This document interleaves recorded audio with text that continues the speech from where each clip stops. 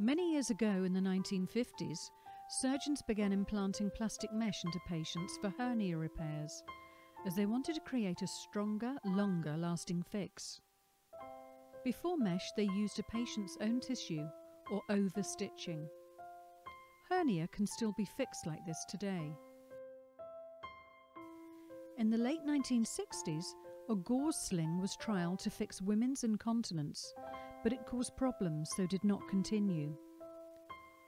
In the 1990s, Ulf Ulmsten developed a plastic mesh sling. In 1996, it was launched. The idea was sold to Johnson & Johnson Ethicon for $25 million. Ulmsten was promised an extra $400,000 if he could provide research to show the mesh slings were safe. The meshes were never tested on humans, just dogs, sheep and rats who could not speak of the pain, nerve damage or loss of sex life it could cause. Companies used aggressive marketing tactics to sell the mesh as the new gold standard of care. Women were the human guinea pigs. 2 years later, in 1998, a sling called Protogen was withdrawn because of safety concerns, but by then it was too late. In the 2 years since launching, other mesh kits had been approved in a regulation system known as substantial equivalence in Europe, or the 510(k) route in America. That means new devices can be passed easily because something similar is already being used by patients. No clinical trials are needed beforehand and no studies afterwards to monitor safety.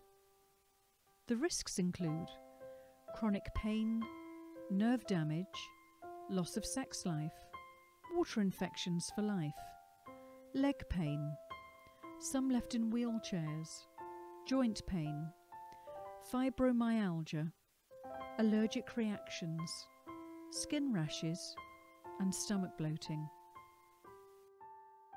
In a lawsuit in 2013 against Bard, the company admitted it didn't think it necessary to test the mesh on humans. Then in 2014, Bard was accused of using substandard plastic resin to make their slings.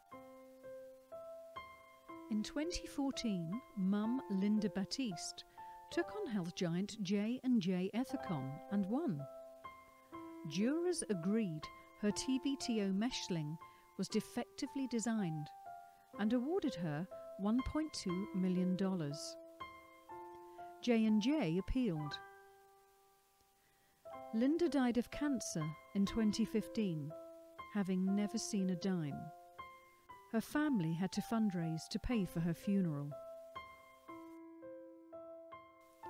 The makers knew there were problems, but they kept them quiet.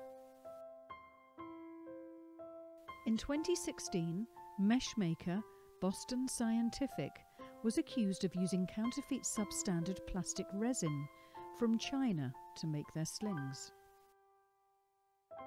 In the UK, a mesh sling tape to treat incontinence cost the NHS £1,330. It takes 20 minutes to implant and the woman is home in a day. 2 alternative surgical fixes take up to 4 hours with a 3-night stay in hospital.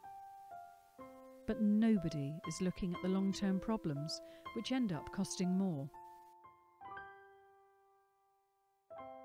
The average time for complications to show is 2 to 4 years.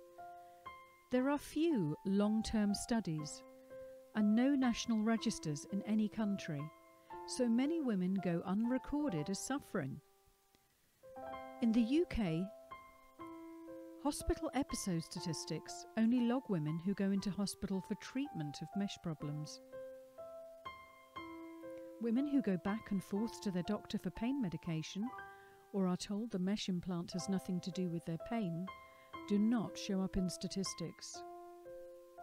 Mesh is a bigger problem than PIP breast implants and metal-on-metal hips. It is the biggest women's health disaster since the morning sickness drug thalidomide. The reason women have stayed quiet for so long is that incontinence and prolapse are embarrassing to talk about. It is hardly dinner party conversation.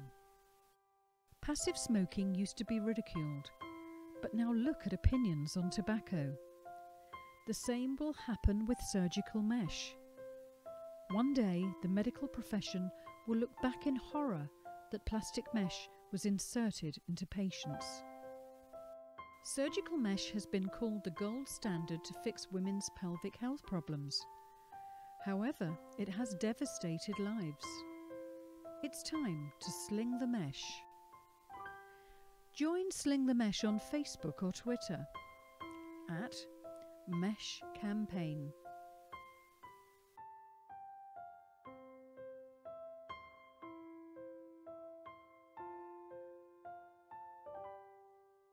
This is not the end.